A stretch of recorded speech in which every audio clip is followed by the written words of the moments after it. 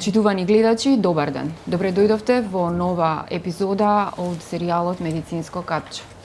Утро во тема полицистични јајници. Што се полицистични јајници, какви симптоми развиваат жените кај кои што се дијагностицирани и како се лекуваат. Статистиката вели дека околу 5% од сите жени во светот се со дијагностицирани полицистични јајници. 33% од нив страдаат од прекумерна тежина.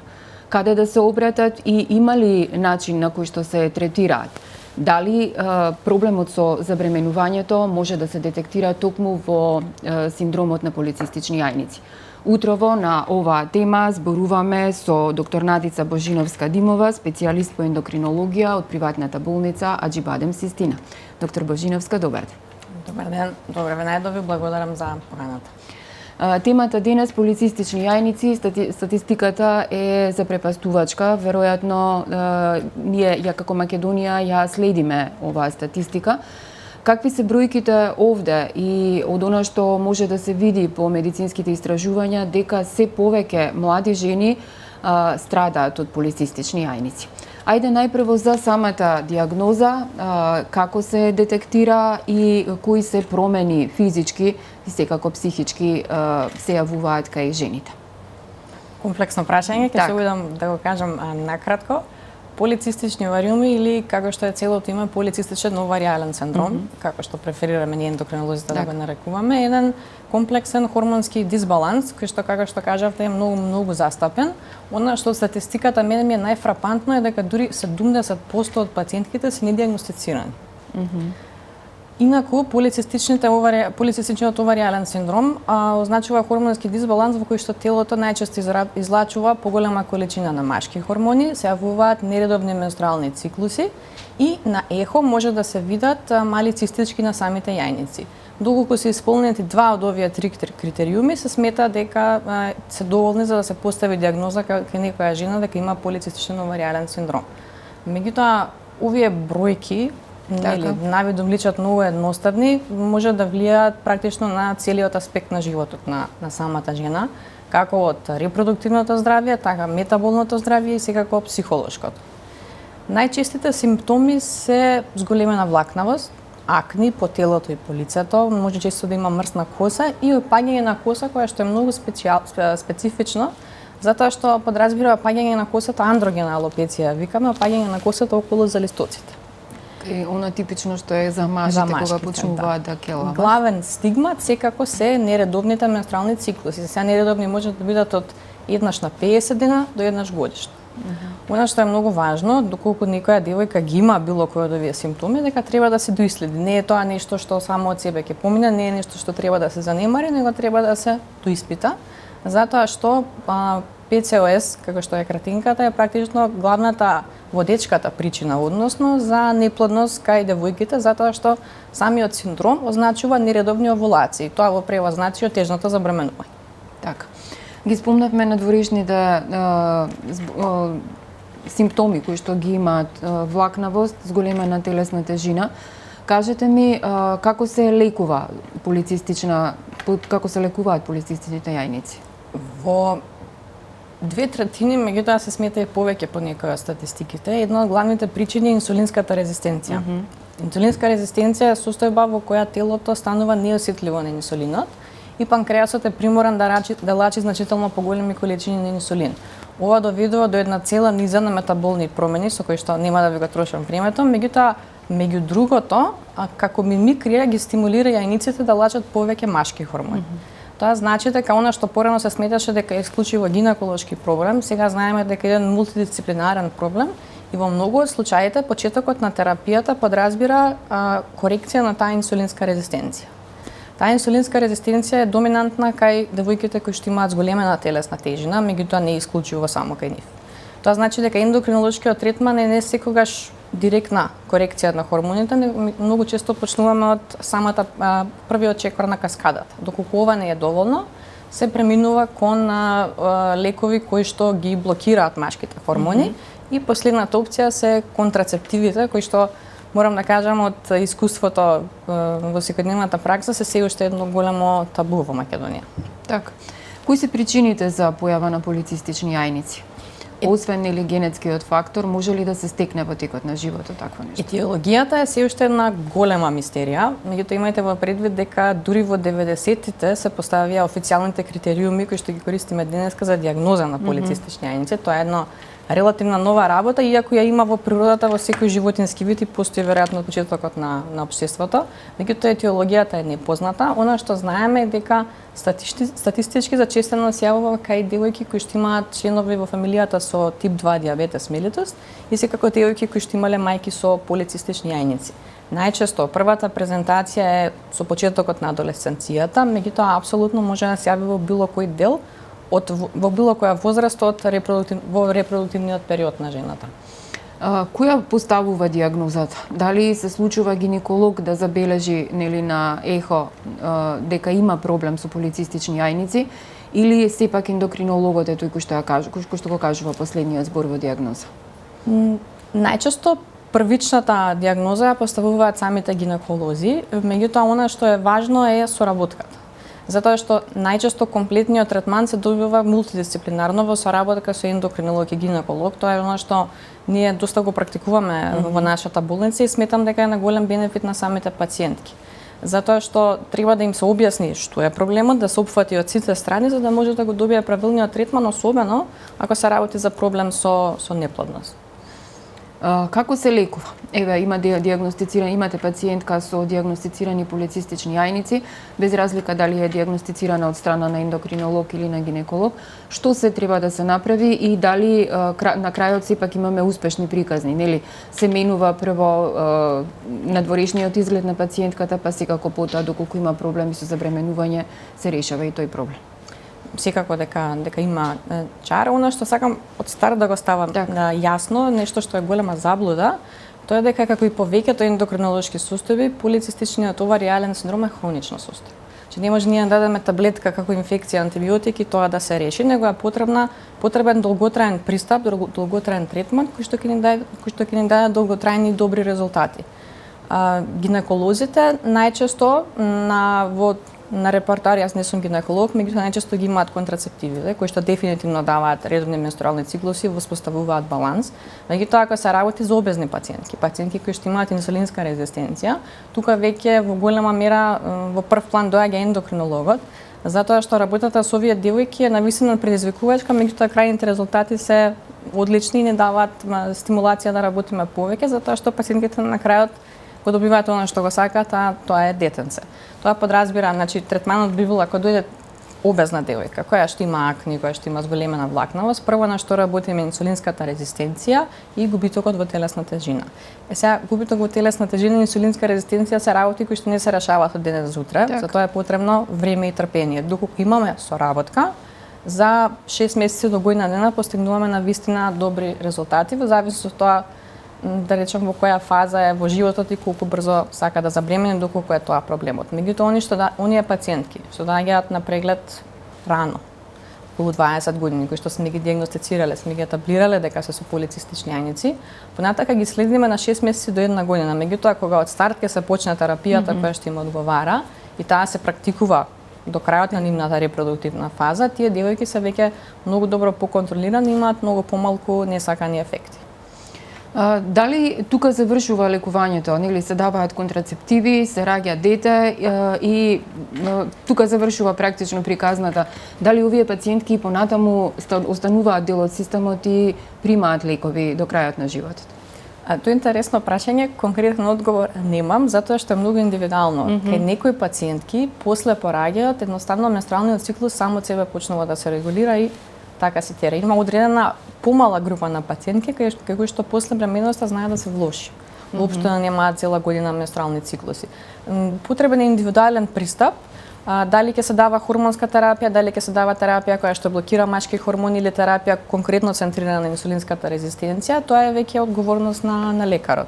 Меѓутоа, дефинитивно сметам дека треба мултидисциплинарен пристап. Она што е многу важно е дека во денешно време не се вклучени само ендокринолози и гинеколози, затоа што оние пациентки кои што се обезни, кои што имаат многу ризик фактори, имаат долгорочни здравствени ризици од типот на развој на тип 2 диабетес, кардиоваскуларни заболувања, замастен хепар, зголемен холестерол во крвта. И она што ние веќе го зборувавме, мислам дека во Македонија многу постои некој зид за одбрана, тоа е психолошкиот аспект. Така. Млада девојка која што има акне или која што има зголемена влакнавост, која што е видлива на лицето, која што е обезна, е девојка на која што најчесто и треба психолошко советување. Меѓутоа, тие девојки прво многу ретко доаѓаат на преглед, затоа што се стигматизирани од општеството. И најчесто резултатот кај нив е екстра внесна храна како резултат на стресот, што само го влошува полицистичниот овариален синдром. Така да мултидисциплинарниот пристап треба да се прошири многу од само гинеколог и ендокринолог, за да може тие пациентки правилно да се следат, секако повторно, индивидуализирано кај оние кои што има ризик. Дали се случува да вие, вашите пациентки, потоа ги препраќате на нутриционист? Еве, свативме од одговорот на прашањето дека психолог или психијатар треба да се вклучи понатаму. Меѓутоа, дали е тука и нутриционистот вклучен за намалување на телесната тежина покрај останатите проблеми? И колку тоа практично влијае на решавање на проблемот со полицистични јајници, доколку се реши исхраната, практично се смени начинот на живот? Промената на начинот на живот кај 80% од пациентките е правилниот лек. Нутриционистите тука се секако незаменливи, затоа што таргетизирана исхрана за одредена пациентка која што има одредени метаболни нарушувања или само зголемена телесна тежина, ако таа пациентка ја практикува и се држи во наредните 10-15 години, успехот ќе биде загарантиран. Така. Спомнавте рана диагноза. Кога се забележуваат првите симптоми надворешни кај жените кои што имаат полицистични јајници? Има ли некоја долна граница и дали имате пациентка кај која што е истекнат полицистичен јајник, нели родила дете, па после известно време се појавиле полицистични јајници?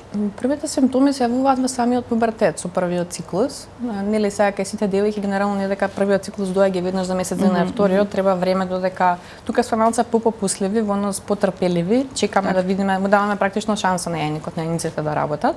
Освен ако пациентка нема некои драматични симптоми од типот на андрогенизација. По тој случај се прават дополнителни исследувања. Имам и доста пациентки кои што немале никакви тегобили, забремениле со прво дете, сега имаат проблем за второто. И во тој момент, зборам возраст околу 30, ги диагностицираме со полицистични овариоми. Ова значи дека претходно немале проблем или само не бил диагностициран? Веројатноста е дека не бил диагностициран, затоа што тој постои од старт, меѓутоа полицистичниот овариален синдром е во толку многу нијанси, спектарот му е толку многу широк, после бременоста може одредени работи да се потенцираат, одредени да се подобрат. Кај овие пациентки кои што ги диагностицираме, да речам, условно кажано во подоцнежна возраст, веројатно бременоста била тригер за некои дополнителни нарушувања. Така. Кажете ми, кога станува збор еве за деца, рековте дека се со првата менструација, меѓутоа доколку не се лекува практично, кои се последиците по индивидуата? Најголемите ризици се два. Првиот е доколку не се лекува и девојките немаат редовни менструации, тоа е ризик за ендометриален канцер, што е малце контрадикторно на оно што се плашат луѓето од контрацептивите. Меѓутоа, ако една девојка има циклус еднаш годишно, тоа е огромен ризик за матката. И вториот, тоа се оние ендокринолошките или метаболните. Девојките кои што имаат зголемена телесна тежина, кои што имаат инсулинска резистенција, имаат навистина ризици да многу рано во нивниот живот развијат една од оние, да речем, модерните денешни болести како замастен синдром, диабетес 2, тип 2 диабетес секако, меѓутоа и кардиоваскуларни болести. Покачен крвен притисок, срцева слабост и дислипидемија или покачен холестерол. Болеста е стигматизирана на некој начин и сами кажавме во интервјуто дека има проблем индивидуата, практично жената да си признае дека има некаков симптом да се појави на лекар. Дали се покачува свеста во последните години, бидејќи рековте дека 70% од полицистичните јајници, жени практично кои што имаат полицистични јајници, се недиагностицирани. Дали вашето искуство вели дека во последниве години повеќе консултации има со ендокринолози? Мислам дека да, благодарение на интернет, на Google пред се. Меѓутоа, во денешно време има еден тренд во кој што, бар јас лично го имам забележано, имам зборено меѓу себе, ќе кажат да имам полицистични јајници и пример заради тоа имам зголемена тежина и тука се завршува мабетот.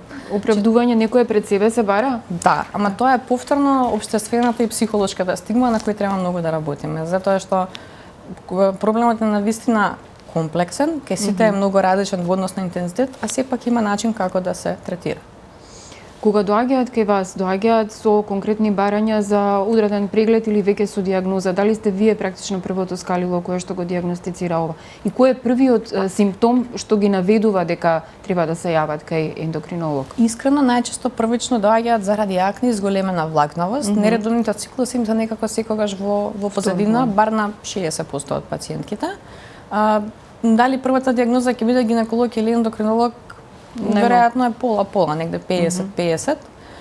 Важно е девојката да биде свесна и да знае дека терапијата што ја зема дека е за нејзино, нели, добро, што би се рекло народни, меѓутоа да знае која е целта. Да знае што ќе биде во наредните 10 години, кој ќе биде планот, кога планира да забремени, дали планира да забремени. Сите тие оние ризик фактори, работи кои што е добро да се планираат секако во животот. Така. Ако добро ве сватив, тоа значи дека помлади девојки кои што се уште не планираат семејство, ви се пациентки. Да. Така. Значи сепак е зголемена свеста на некој начин. Само немаме во Македонија официјални статистики, па нели не можам да зборуваме со бројки. Бројка, така.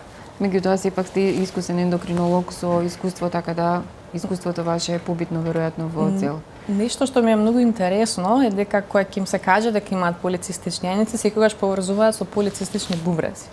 Да кажам вака јавно дека е тоа многу различно. Оние цистички кои што се гледаат на јајниците се практично несозреани јајце-клетки кои што не ја завршиле својата работа, не го напуштиле јајникот да дојдат во матката за да бидат оплодени. Така да не е тоа екстра цисти кои што растат, многу се различни од гинеколошки цисти на овариумите. И да знаат луѓето дека нема потреба да прегледуваат некои други работи, пошто јас сум имала пациентки кои што правеле компјутери, магнети од паника затоа што им кажале дека имаат полицистични јајници.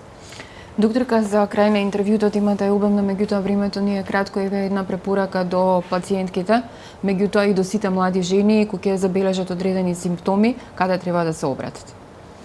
Во зависност од теговите, дали станува збор само за акни, дали станува збор за зголемена влакнавост, нема да сгрешат дали или нередовни циклуси, нема да сгрешат да се јават или на ендокринолог или на гинеколог, меѓутоа мојот совет е без разлика кој е првиот, секогаш да го направат и вториот преглед.